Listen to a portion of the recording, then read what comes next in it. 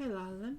Today I want to talk about the historically attested dialects of the Gothic language, by which I mean the four dialects of a language called Gothic, which we have some historical evidence for, because these are obviously the four dialects which any Gothic revival movement, such as one which I am a part of, would be seeking to revive. But I think we need to be more clear about what exactly we're talking about when we say we are reviving the Gothic language. So there are four dialects I have identified and given very wonky terms which we could be looking to revive. And I want to very briefly defend my extremely wonky terms. I'm trying to be very specific and avoid as much historical error as possible in the labels I assign to these, but I will hopefully throughout this video try to refer to them with less long titles. So the first of these that I'm going to look at is the spoken vernacular language of people labelled as Goths by modern and contemporary historians prior to their Christianization. Another one is the Gothic language as fossilized in Wulfila's Bible translation. Third one is the liturgical Gothic language of the Arian Church in Ostrogothic Italy. And lastly, the Gothic language as spoken in medieval Crimea. So let's have a look at the first of these. So the spoken vernacular language of people labelled as Goths by contemporary and modern historians prior to their Christianization. And I'm just going to call this Pre-Wulfilian Gothic for the sake of ease. As we all know about Gothic in general, it is an East Germanic language in the Proto-Indo-European family, no, just in the Indo-European family. It is a para-historically attested language, by which I mean that it is a language which is recorded and talked about to a limited extent in the historical texts in other languages, namely the anonymous poem De Convivis Barbaris. There is a line of Gothic written which says Hail Scapia Matia Yadenkan, which we can roughly translate to Hail, bring, or let's get some food and drink.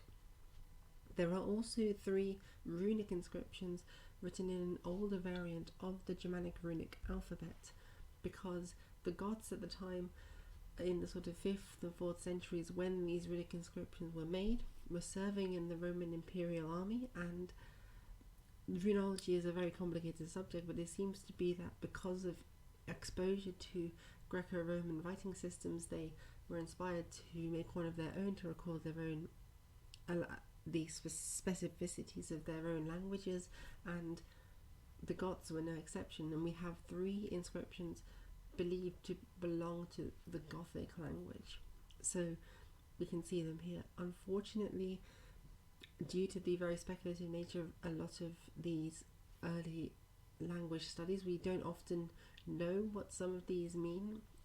There are different theories which Tineke goes into in the book cited here.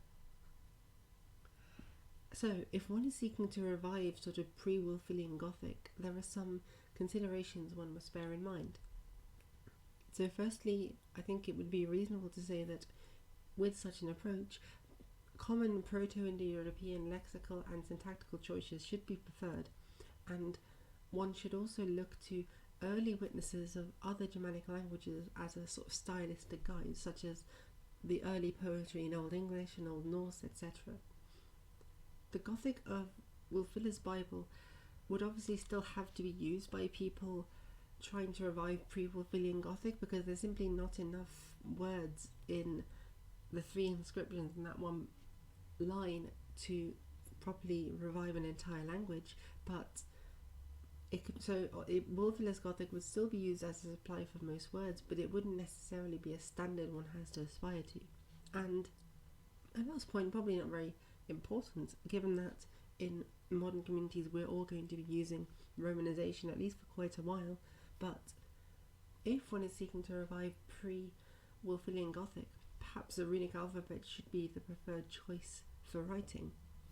So I'm going to go on now to the Gothic language as fossilized in Wulfila's Bible translation, and from here on out I'm going to have a lot of long quotes from sort of reading materials and scholars that I find very enlightening on this topic. So the first one is by Carla Falluomini in her book The Gothic Version of the Gospels and Pauline Epistles, which is a brilliant examination of the linguistic and textual influences on the Gothic Bible.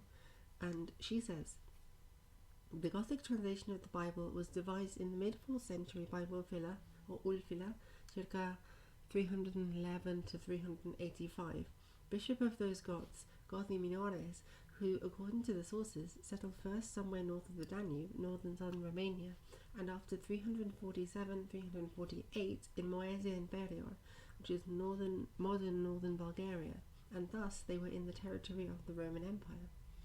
The Gothic Bible was in use not only among Wulfila's Goths, but also among Visigoths and Ostrogoths who carried it with them in the migrations to the west, respectively southern Gaul and Spain and Italy during the 5th century. So this is a good introduction showing you where the Gothic Bible comes from, when it was created. It was created in the mid-4th century, and the evidence we have from the manuscripts, all of which, as we'll see in a second, were produced later, seems to suggest that it was transmitted mostly faithfully throughout its history. People didn't change it much over the years. So James W. Marchand says that all of our Gothic material is written in a special alphabet. We are told by ancient authors that this alphabet was devised by Wulfila, and you can see the alphabet on the screen now. In the modern Gothic community we call this the Axaberka, named after the first two letters. You can probably tell from a lot of the forms that this alphabet brings in lots of influence from Greek script, such as in the shape of the P, but also from Latin basically, and there are some speculations with certain letters, for instance the F and the Othel, that these were inspired by Germanic runes as well. So it's possible that Wulfila's Gothic script is sort of pulling together all of the writing systems that were around him at the time. And in an ideal world, this would be the script that we would use in a Gothic revival community seeking to revive Wulfilian or post-Wulfilian Gothic. However, as Axel has gone into in one of his videos, we can't really do that because we can't get it to work on many computer programs so easily to write back and forth to each other. So unfortunately we're stuck with academic romanization for now. So there's another quote by Carla Falluomini saying that 6 fragmentary manuscripts produced in or connected with the Ostrogothic Kingdom of Italy transmit part of the Gothic version of the New Testament. These are the Codex Argenteus, the Ambrosianus C, Gislenius, and we also have the Codex Carolinus, Ambrosianus A, Ambrosianus B. It's interesting to note that all of these manuscripts, with the exception of the Codex Argenteus, are actually palimpsests, which means that the original Gothic text has been scraped away and the parchment has been reused to write other documents. And this is mostly because these Gothic documents were written by the Arian Ostrogothic Church, which was regarded as heretical by the Catholic Church in Italy and elsewhere in the medieval West at the time. So when the Ostrogothic kingdom fell in 554, the sort of Arian church suddenly lost its rights, and a lot of people sort of sought to erase memory of it. The Codex Argenteus is this glorious purple manuscript with lots of gold and silver writing, and it's actually the background of this presentation. And you can probably just tell from the beauty of it that it was preserved because it was too pretty to destroy. Another quote, and another really important matter to think about, is the extent to which Wulfilian Gothic is literary, as in a language which is only suitable for reading and writing, or whether it is more representative of everyday Gothic speech. This is a very important question for a Gothic revival movement. So George Curme says, as Wulfila endeavoured earnestly and consistently to reproduce fully and accurately the thought and feeling of the original, the Gothic word order naturally of itself conformed quite closely to that of the popular Greek of the New Testament, for the psychological and rhythmical laws of the two languages were at that time almost identical. Now, if one accepts Curme's argument, which For the record, I don't, because he compares poetic and prose sources, but that's a different topic. If you accept his argument, one can use Wulfilian Gothic as evidence of quotidian speech, because he's basically saying that although the Gothic of Wulfila's Bible looks like it very closely translates the Greek original, actually he does this because the two languages in terms of their word order and such were already very similar at the time, being both fairly old Indo-European languages. So, if one is seeking to revive Wulfilian Gothic, there are some considerations that one must bear in mind, and based on my initial forays into the Gothic revival movement, I feel like Wulfilian Gothic is the project for most people that I have thus far seen in the Gothic revival movement, and feel free to correct me if I'm wrong. So, if one is seeking to revive Wulfilian Gothic, loanwords I think should be drawn largely from Koine Greek in the few cases where native constructs cannot suffice, because Wulfila vastly prefers to avoid using loanwords. Secondly, the Gothic alphabet, the Achsewerke, should ideally be used in writing, academic romanization to be otherwise. And lastly, and this is probably one of the most important points given recent debates in the community, Wulfila's Gothic would represent an ideal standard which present-day speakers should aspire to replicate, and to a large extent, seeking to revive Wulfila's Gothic would place a lot more authority on the Wulfilian text as a source of what is, as a judge of what is right and what is wrong in Gothic. So those are some thoughts on how one would revive Wulfilian Gothic. Now we move on to the liturgical Gothic language of the Arian quote-unquote church in Ostrogothic Italy, which lasted from 489 to 554 Common Era. I'm going to call this Ostrogothic Gothic for the sake of ease. We have a great quote by a really good book by Patrick Amory called People and Identity in Ostrogothic Italy. It's a real education in the difficulties of doing postmodern history, but also why it's so necessary. And the whole book is basically about trying to identify what the word Goth or Gothicus means in medieval sources that use it. It's really interesting and I highly recommend it. He says about the written language of Ostrogothic Italy that the written language used by some members of the Arian clergy was an archaic, artificial and liturgical language. It was this archaism and artificiality that recommended it to the Arian churches, seeking to differentiate themselves from the Catholic Church in Italy. The spoken language called Gothic and attributed to some 6th century soldiers need not have had much in common with the written biblical and liturgical Gothic. And here we have one of the products of the Arian Church in Ostrogothic Italy. This is a papyrus manuscript recording the sale of land, and this document, along with the marginalia in the Codex Valdensis, demonstrate that Gothic was continually used in Ostrogothic Italy as at least a written language, and it shows somewhat greater readiness of its writers to incorporate Latin loanwords such as cautio and lectio respectively.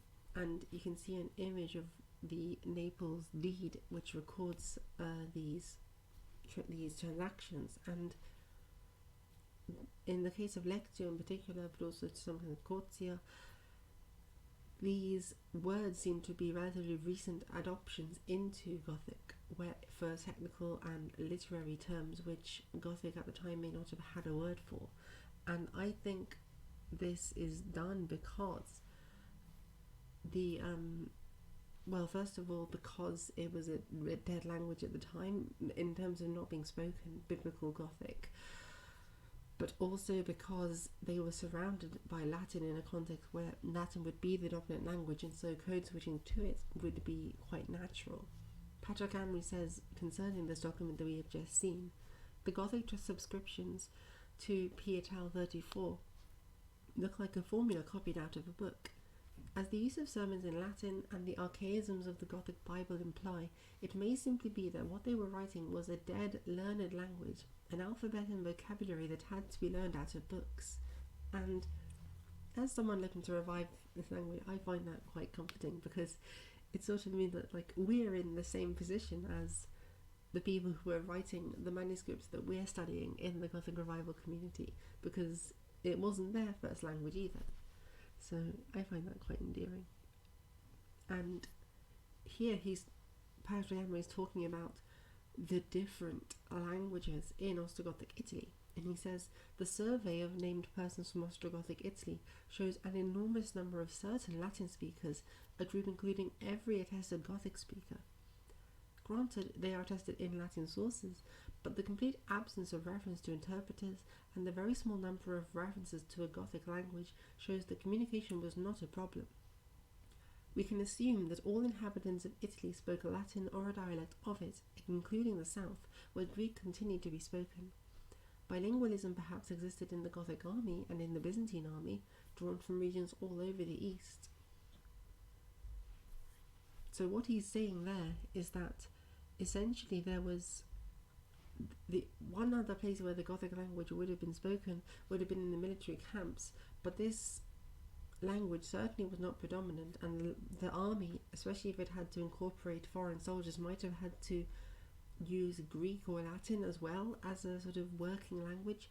And it seems to be that everyone who spoke even that kind of Gothic in the military camps, which King Theodoric refers to as lingua nostra, our language, it seems that all of those speakers would also have been fluent Latin speakers, which is why I make the argument that if one is seeking to revive Ostrogothic Gothic, Latin as a source for loanwords is somewhat more preferable to Greek, or even perhaps in some circumstances trying to calque a nude word. So, if one is seeking to revive Ostrogothic Gothic, of course, Wulfila's Gothic should serve as a model for syntax and as an idealized style to which speakers should aspire, because again, like the scribes of the papyrus document, this is what was being replicated in Ostrogothic Italy as a written and liturgical language, seen also, for instance, in the Gothic calendar. Loanwords, where necessary, might be calqued or taken from either Latin or Koine Greek, preferably the former due to its predominance in Ostrogothic Italy. And lastly, code switching with Latin might be more acceptable in a revival movement seeking to revive the Ostrogothic language. Now, Achter made a very good point to me that such code switching with Latin and the sort of hegemonic power of Latin was what actually led to Gothic in Italy dying out as a language, and this is a very good point, but I do think that in the context of a modern revival, it's less likely to have that effect, mainly because there's just not enough pressure to speak Latin, as it were. Similar pressure would probably come from English, or just one of the dominant languages today. And I think if people are going to be mixing their Gothic with any language, Latin seems the most appropriate one, at least in the sort of revival context of Ostrogothic Gothic, because presumably it's what their speakers would have done. Patrick Amory records the case of a soldier called Cassianus, who was a Roman, who learned the Gothic language and taught his children to speak in Gothic, which King Theodoric praises him for. Now, we can assume that Cassianus must have sort of code switched a lot with Latin where he didn't know a Gothic word, and presumably his children did also. So I think there was at least some evidence for a scenario which likely involved a lot of code switching with Latin and Gothic in Ostrogothic Italy, and so I think there is decent historical precedent for a greater acceptance of Latin loanwords and perhaps even code switching and style in the Gothic language, although as related to style, because the Gothic Bible itself is so similar in style and syntax to the Koine Greek, which is itself sort of quite immersed in this Greco-Roman way of phrasing things, style wouldn't differ too much anyway, I don't think. And so lastly we come to the Gothic language as spoken in medieval Crimea. And I have a quote by Augerius, Gislenius, Busbequius, who in the 1500s journeyed to Crimea and met two people there who were speakers of the Crimean Gothic language, and recorded some words of it and recorded a song in the language. And he says, since if they were Goths, I reckon that by now those nearby regions have for a long time held the Geats.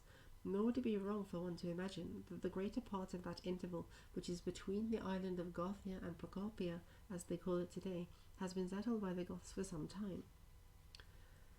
And Andrei Vinogradov and Maskim Korobov talk about Gothic graffiti which has been found in the Manga Basilica, and what's really important about this graffiti is that it's written in the Gothic alphabet, and actually it seems to be a Gothic version of the Psalms, and it's lines from the Psalms which actually we didn't have attested in our manuscript of the Gothic Bible, but we can tell that it's probably drawn from the same Wulfilian translation or a tradition very closely related to it, because the syntax and the orthography is very, very similar to the Wulfilian Gothic. So this tells us that the Gothic Bible was still being circulated and used as a liturgical text in medieval Crimea, and alongside the sort of spoken vernacular Gothic also, which was clearly distinct from the spoken language, as it seems to have been in Ostrogothic Italy also. Andrei Vinogradov and Maskin Korobov say, in our view, it is possible to speak of triglossia in Crimean Gothic, where Greek, Wulfilian High Gothic, and a spoken Gothic vernacular coexisted, fulfilling different sociolinguistic roles. And this would suggest to me that Wulfilian Gothic would remain a viable model for those who are seeking to revive the Crimean Gothic language, although granted I've not seen very many of them, if any, in the community. I'm including this for the sake of completion. Although, of course, one seeking to revive Crimean Gothic would have a lot of difficulties, because the words of Crimean Gothic that we have attested are quite different. They're temporally very long removed. There's over 1,000 years separating them from Wulfilian Gothic. They also sort of seem to exhibit some sound changes from Wulfilian Gothic.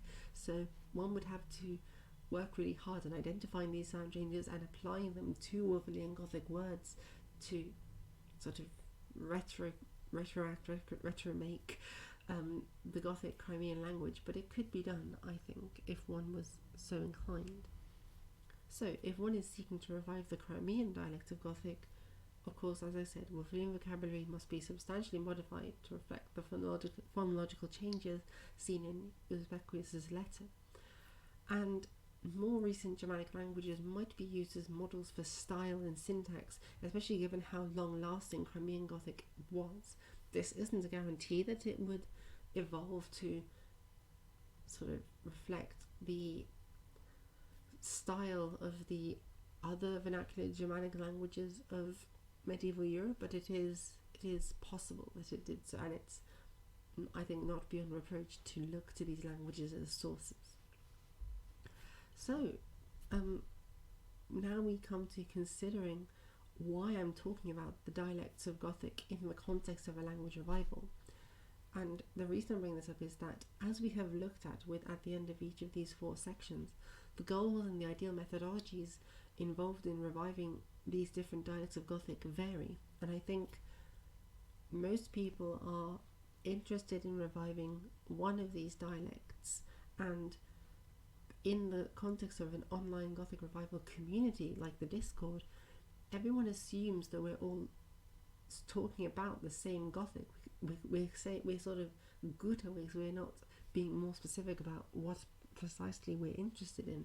And I think because of this can lead to some conflicts in the Gothic revival community over which sources are authoritative, which methods one may use to reconstruct the language or to revive the language.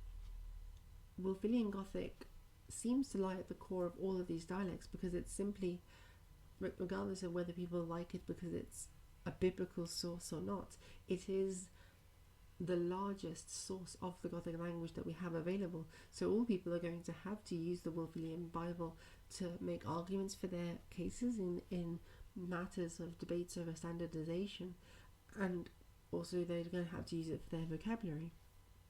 But I think the different dialects of Gothic in the context of revival, it's about how much authority the Wulfilian Gothic text, and if one of course is seeking to revive said Wulfilian biblical Gothic, then it's sort of almost the sole and final authority on the Gothic language, whereas if you're taking a different approach, you might admit information and loans from other sources. So I guess I should say, for the context of, disclosure, that I am more interested in the Ostrogothic Gothic language, and that's what my historical interests are. So I'm more keen on reviving that, but I'm not going to sort of tell other people in the community what they must speak or what approach they should take, and I would certainly respect the wishes of people to modify my speech in a certain way. Part of the reason I'm emphasizing the fact that Wulfilian Gothic lies at the core of all of these is that I think, for the most part, unless one is using excessive amounts of loanwords or code switching with other languages, the Gothic of all of these dialects would probably, except for Crimean, but no one's really trying to revive that, the dialects of Gothic would largely be intelligible with each other because they're all using Wulfilian Gothic as a substrate. So it might be less of an issue in the community than it might appear at first if we are open and honest about talking about it and have this conversation, which I am hoping to start. And I'd be very interested to hear what people think, whether they disagree with my typology, whether they have different ideas of how one should go about reviving the language and using it. Let me know in the comments, or do reply videos. I'd be very interested in hearing, and I would like to do more videos on Ostrogothic Italy, particularly on the manuscripts and the paleography, so I might do some of those in the future as I see fit. But for now, go on and die.